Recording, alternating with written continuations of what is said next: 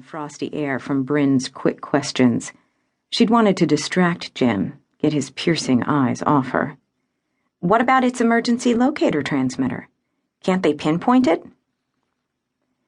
Collins shook his head. The plane didn't make its scheduled landing at the Hillsdale airport last night. Calls to other airports confirmed it hadn't landed anywhere within 200 miles. And as for the ELT, no one can pick up anything. You've got to be in line of sight to pick up the signal, and the crappy weather is keeping away the search planes. Or it's possible the ELT is damaged and not working. Not working? I thought those things were indestructible. The words tripped out of Brynn's mouth as she stared at the sheriff. They run on batteries, was the dour reply. Or can be turned off. The group grumbled in unison at the information. No luck with the radar? Jim asked. The sheriff grimaced. Apparently there are several radar gaps going over the Cascades. The hunter's visual spot was farther north than where the plane last appeared on radar. That valley's the best place we've got to start, and this weather isn't going to let up. So we've got to go in on foot. Collins paused. One more thing. Three gazes locked onto his, and Brynn tensed at the heavy discomfort in his eyes. What worse news could he tell us? Collins rubbed his lips together. What? Jim asked sharply. What is it? I got a call from the US Marshal's office early this morning.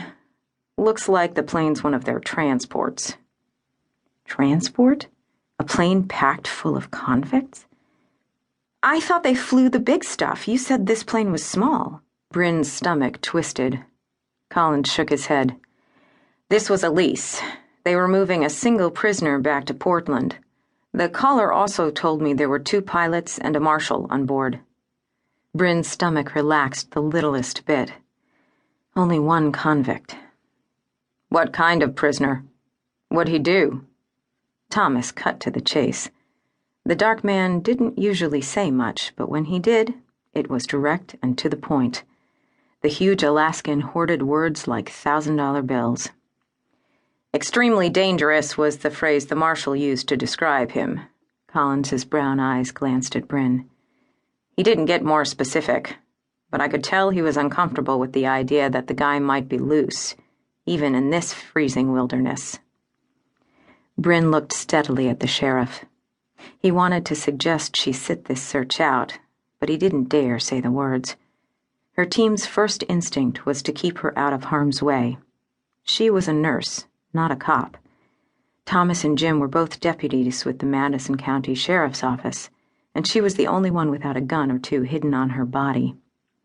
Her job as a death investigator with the medical examiner's office didn't require firepower.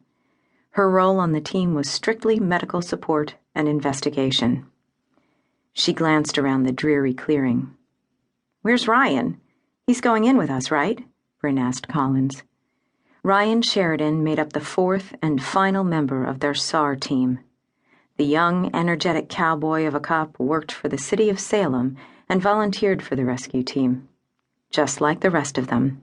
No bonus pay here. Collins's cell phone rang. He glanced at its face as he answered Brynn's question. Ryan should be here any second. I called him at 6 this morning. Same as you guys.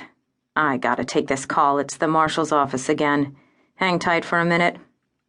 He stepped away from the truck. Brynn glanced at the other 2 men. Marshals? Like in The Fugitive or Con Air? Images of Tommy Lee Jones and John Cusack dashed through her mind. Extremely dangerous. What the hell does that mean? Muttered Jim. A fucked up felon, probably. A damn rapist who likes little girls or a murderer who likes to feed his victims their fingers before he finishes them off. A piece of shit I don't want to waste my time on in this fucking weather. Jesus, Jim, thanks for the lovely images. Brynn swallowed the lump in her throat and took another look at the dark sky. A rapist? Murderer? Jim clomped his waterproof boot in a puddle, sending muddy water shooting in all directions. Hate the rain. Classic March in Oregon. Beats hiking in during a snowstorm, Thomas spoke up. He'd removed the hood from his parka, pulled the collar up.